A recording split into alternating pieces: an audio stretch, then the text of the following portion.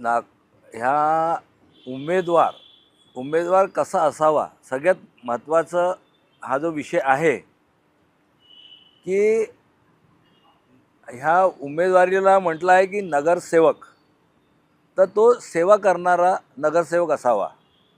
Election झाल्यानंतर निवडून आल्यानंतर तो माझ्या पार्टीचा आहे, तो माझा आहे, तो त्याचा आहे, हे त्या नगरसेवकांनी करू नये। तो जनतेचा प्रतिनिधी जेव्हा झाला तर त्याचं काम सर्वांचं काम करणं आहे। आता जे काही लोक होते ते याचं काम करून राहिले, त्याचं नाही, इसने मेरा काम नहीं किया, हे असे ते बोलतात।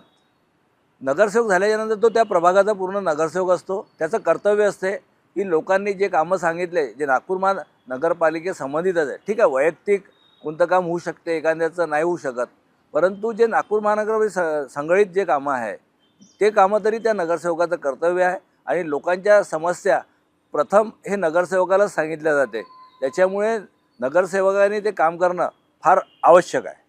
नाही, मी तर आजपर्यंत सेवेच्या रूपातच पाहिलेलं आहे, कारण की जनता ही जनार्दन आहे। जनतेने आम्हाला जनतेचे कामं करून द्यासाठी, प्रभागाचे कामं करून द्यासाठी निवडून दिलेलं आहे।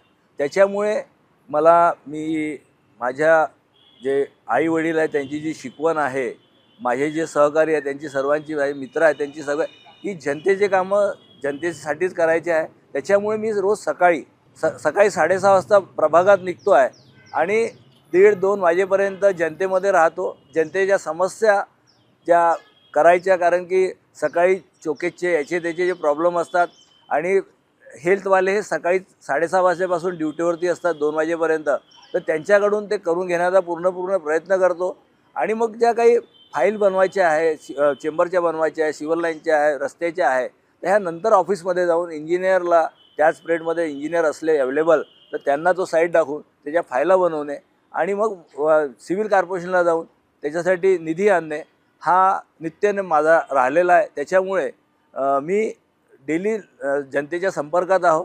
आणि जनता तुम्ही माझं असं लोकांनाही म्हणणं आहे की, आणि मीडियालाही म्हणणं आहे की, आणि पार्टीच्या नेत्यांनाही माझी म्हणजे रिक्वेस्ट आहे की त्यांनी जनतेमध्ये जावं आणि सक्षम कार्यकर्ता कोण आहे, सक्षम कर्तृत्व करणारा नगरसेवक कोण आहे, अशा यांनाही चांगल्या तिकीटं दिल्या पाहिजे। आणि लोकांचे कामं हे झाले, ठीक आहे, कधी निधी मिळतो, कधी नाही मिळत, थोडेसे कामं कधी लेट होऊ शकतात, परंतु कामं झाले पाहिजे। जरुरी नाही की आजच रस्ता आपण बनवला पाहिजे, त्याला प्रोसिजरला कमीत कमी 1.5 ते 2 महिने लागत असतात, एखादी मोठी फाईल असली। आता तुम्हाला सांगायचं तात्पर्य म्हणजे की माझ्या ह्याच परिसरात एक खूप मोठी दलित वस्ती आहे, रामबाग, बारासिंगल, बोरकरनगर आणि इमामबाड़ा जाटत रोडी। तिथे खरंच खूप मोठ्या समस्या होत्या, त्या जनतेने मला सांगितल्या, जनतेची फोन आले, मी त्यांच्याजवळ गेलो आणि मी त्या पूर्ण करण्याचा प्रयत्न केला। आजही प्रशासक असल्यानंतरही आम्ही तिथे कामं करत आहोत आणि आजही तुम्ही पाहाल तर कामं माझे तिथे चालू आहे। नमस्कार, मी मनोज कलावतीबाई कृष्णराव साबळे, प्रभाग क्रमांक 17 येथून ओपन कॅटेगरीमधून उमेदवारी मागितलेली आहे। आणि मला माझ्या कामाच्या भरोशावर जनतेने मला प्रचंड बहुमताने विजयी करावं, अशी मी जनतेला आणि ह्या प्रभागाच्या सर्व नागरिक बंधू भगिनींना विनंती करतो।